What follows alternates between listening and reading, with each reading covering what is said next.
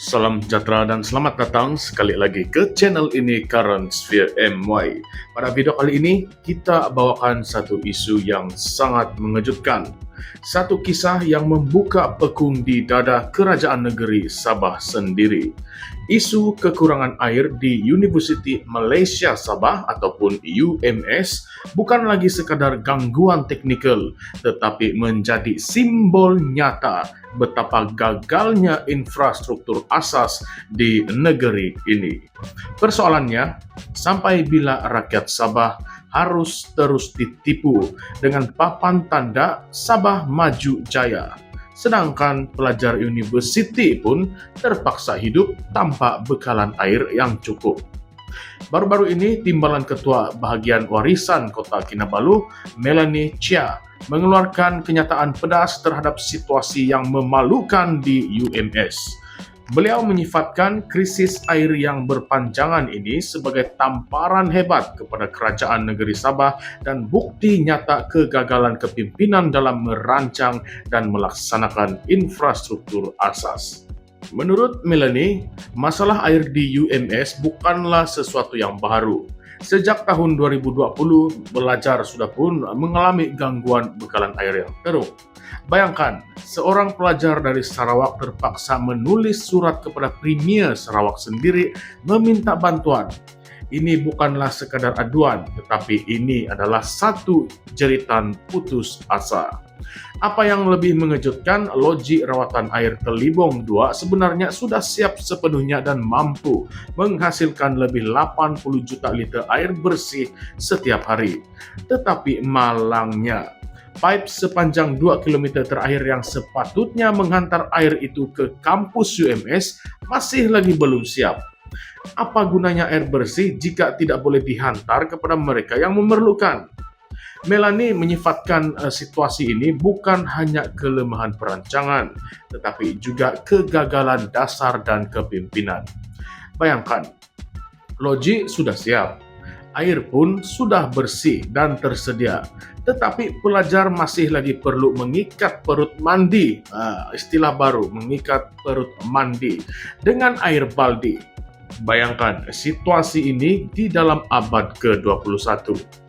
Lebih pedih ketika rakyat berdepan dengan krisis, kerajaan negeri masih sibuk memasang papan tanda Sabah Maju Jaya di merata-rata tempat. Melanie menyifatkan tindakan ini sebagai penghinaan kepada rakyat yang sedang menderita. Beliau juga mempersoalkan janji kerajaan bahwa sambungan pipe tersebut akan siap menjelang Julai ini. Katanya, rakyat sudah penat dengan janji-janji kosong dan taktik-taktik damage control yang kononnya mahu menyelesaikan masalah, tetapi realitinya hanyalah melewat-lewatkan penyelesaian yang sebenar.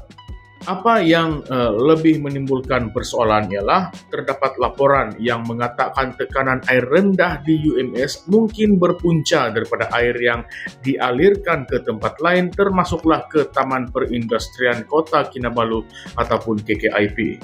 Melanie menyifatkan ini sebagai satu bentuk perancangan yang lemah dan keutamaan yang tersasar, yaitu meletakkan keperluan pelabur ataupun industri melebihi keperluan pelajar. Tambah mengherankan, Perdana Menteri menyumbangkan 3 juta ringgit dan Menteri Pengajian Tinggi 2 juta ringgit untuk membina telaga tiup di UMS. Melanie menyelar inisiatif ini sebagai satu bentuk macam pemadam kebakaran yang diselindungkan sebagai kebaikan kerajaan persekutuan. Katanya lagi, air adalah hal ehwal negeri. Jadi kerajaan negeri patut bertanggung jawab dan bukannya lepas tangan. Dan sebenarnya UMS hanyalah satu daripada banyak lokasi yang terjejas. Warisan menerima banyak aduan daripada penduduk dan para peniaga yang turut berdepan dengan gangguan air yang menjejaskan perniagaan dan kehidupan harian. Bahkan pelabur juga sudah mulai hilang keyakinan terhadap Sabah karena isu asas seperti air pun tidak mampu diurus. Melanie mengingatkan bahwa Sabah kaya dengan sumber asli, namun masih lagi di antara negeri termiskin akibat salah urus dan korupsi. Beliau menegaskan bahwa jika kerajaan benar-benar serius mahu membangunkan Sabah, langkah pertama ialah untuk menangani rasuah di semua peringkat.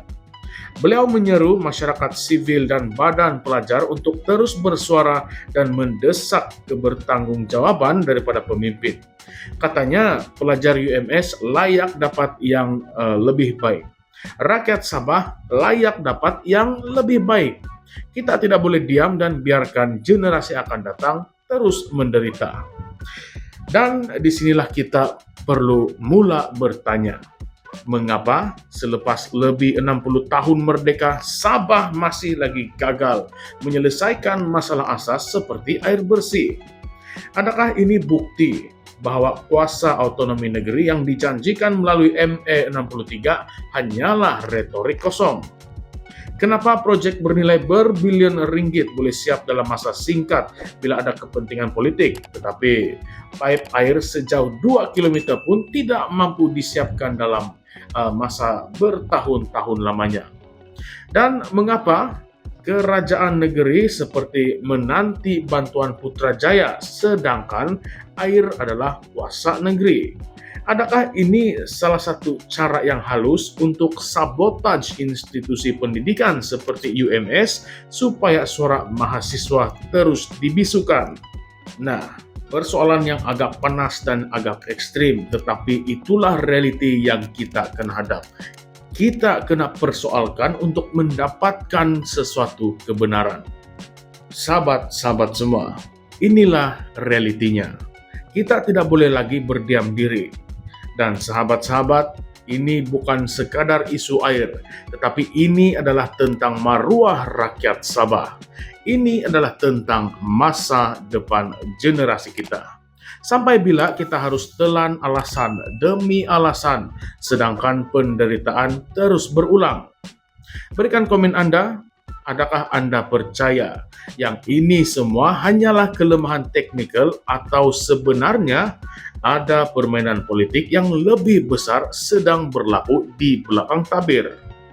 Baiklah, sebelum kita menamatkan video kita pada kali ini, jangan lupa untuk like, share, dan subscribe channel ini Currents via MY untuk lebih banyak kupasan dan ulasan-ulasan isu-isu panas politik dan juga kebajikan rakyat.